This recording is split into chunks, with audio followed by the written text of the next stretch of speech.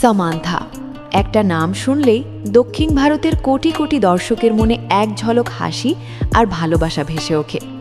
1987 সালের 28 এপ্রিল চেন্নাইয়ে জন্ম নেওয়া এই মেয়েটির আসল নাম সামান্থা রুথ প্রভু।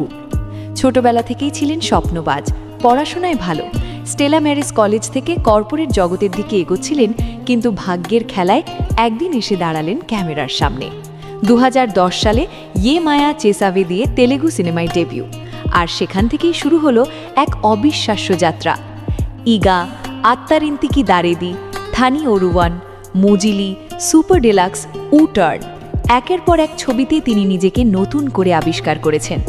কিন্তু সামান্থার জীবন শুধু সাফল্যের গল্প নয়, তিনি লড়েছেন নিজের সঙ্গে, সমাজের সঙ্গে, এমনকি নিজের শরীরের সঙ্গেও।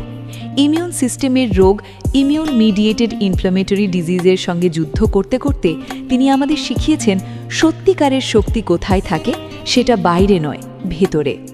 ব্যক্তিগত জীবনে বিচ্ছেদের বেদনা, সমালোচনার ঝড়, সব কিছু পেরিয়ে আবার নতুন করে শুরু করার সাহস দেখিয়েছেন। 2025-এ নিজের মতো করে, নিজের শর্তে আবার নতুন সম্পর্কে পা বাড়িয়েছেন।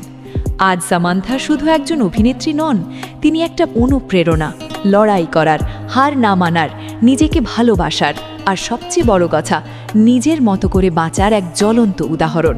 সামান্থা রুথ প্রভু, এক নাম যে নামের সঙ্গে জড়িয়ে আছে লাখো হৃদয়ের ভালোবাসা আর অফুরন্ত সাহস।